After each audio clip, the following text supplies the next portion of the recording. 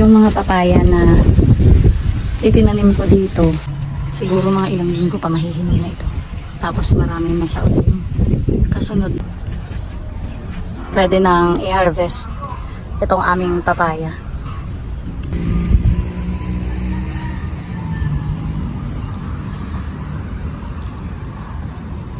Sanang bumagsak. Oh, ayan.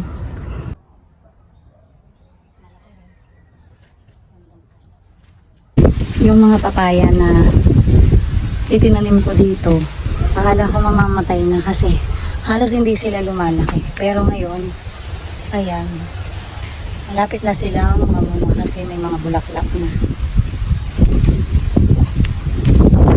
Ito naman, ito daw yung tinatawag na lalaking papaya.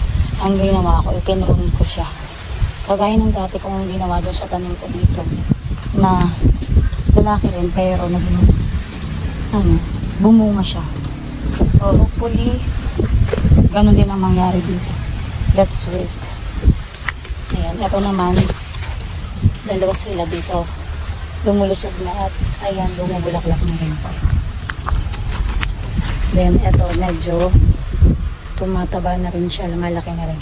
Kasi nga nilagyan ko sila ng mga natutuyong damo at saka yung mga twigs. Yung mga natuyong mga branches ng cosmos at saka ng mga zinnia.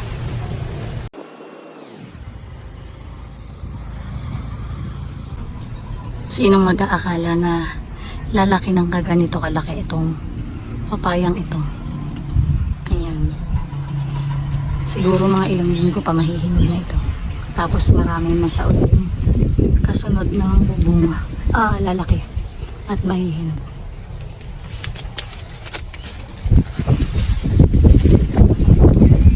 Ang liit lang nito nung last na punta namin. Tapos hindi pa ganito ka laki yung puno. Lumaki na rin kahit konti. Although talagang payat yung puno niya. Tsaka tumaas siya. Bago siya namungain, tumaas muna siya. Kahit pinutulan ko yung dulo. Hindi ko pinatay itong lalaking papaya dito. Kahit pinutulan ko siya ng dulo, hindi pa rin siya nagbunga. Tapos ito, hindi ko alam kung ito ay babae o lalaki. Puputulan ko siya ulit ng dulo. Parang nagkakabulaklak na.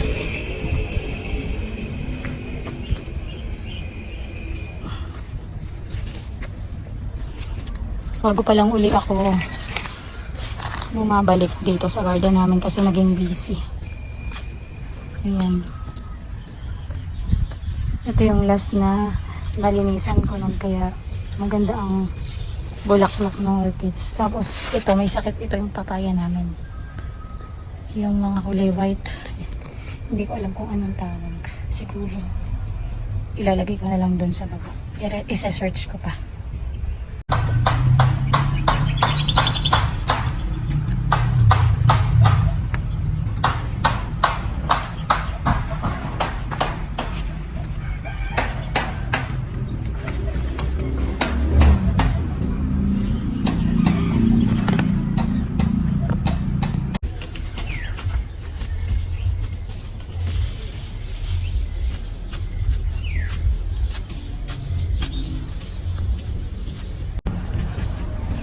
Pwede nang i-harvest itong aming papaya. Akala namin pagdating namin dito hinog na. Kasi nung isang Sabado parang medyo malapit na rin siyang dumlaw. Pero buti na lang di namin kaagad kinuha nun. Kasi ngayon, 1 week na yung nakaraan. Ayan, bago pa lamang talaga siya nahihinog. Pero yung nakikita ko sa mga nag-harvest ng mga papaya na hinog ganito pa lang hina-harvest na nila tapos binabalot nila ng dyaryo. Kaya pagdating sa palengke hinog na siya. So i-harvest ko na ngayon.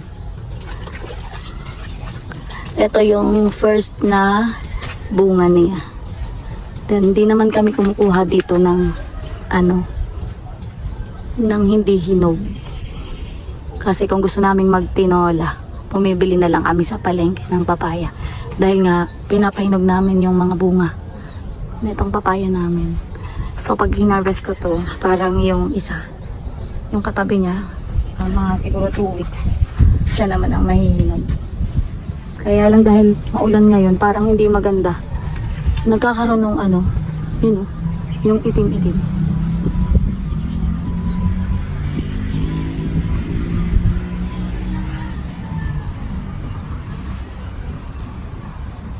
Sanang bumagsak. Oh, ayan.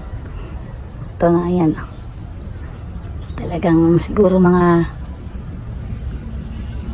3 araw pwede na siyang kainin. Papakita ko din sa inyo guys kapag hinog na siya. Mayroon kami ditong lalaking papaya. Hindi ko siya pinuputol kasi ito yung ano, parang napanood ko din sa mga nagtatanim ng papaya. Meron silang ganito, lalaking papaya na hindi nila pinuputol para daw yun yung parang magpa-pollinate doon sa bulaklak na itong mga babaeng papaya. Siguro nga kasi nung dati itong papayang pinag-harvestan ko, dati bulaklak lang to ng bulaklak, pero hindi naman natutuloy na maging papaya.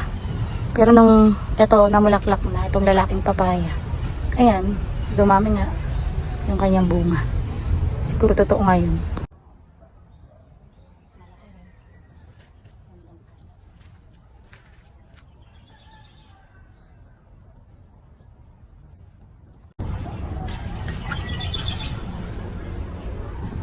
Yung video.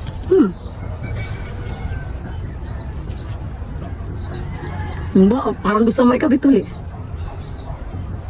Lalagay mo ba ulit?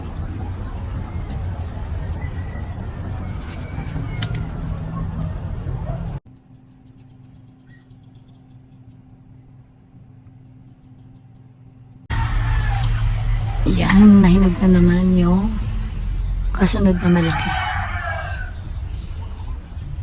Ayan. Pwede na uling i-harvest. Dan kasunod na naman nahihinog ay itong medyo maliit na to. Pero mukhang matatagalan pa. Tapos, after nun, wala na uling mga bulaklak. Kaya, matatagalan pa uli bago magkaroon ng papaya. Nagpahinga siya sa pamumulaklak. I-harvest ko na uli itong papayang hinog na. Tapos mamaya yung ano, yung una namin kinuha dito, yung mas malaki, kakainin na namin kasi hinog na rin siya.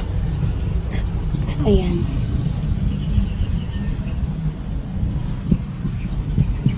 Mabuti naman at mayroon na uling bunga itong aming papaya.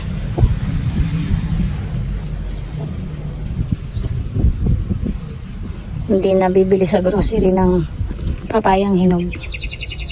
Libre na. Ito na, nahinog na nga yung aming papaya. Kaya kakainin na namin. Ano kaya to? Matamis? O katamtamin na? Parang overripe na.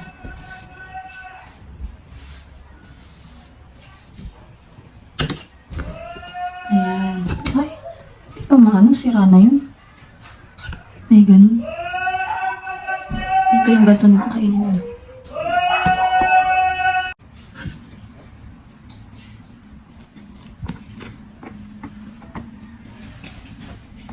Sabi, hindi ko natandaan kung alin yung bandang dulo ba?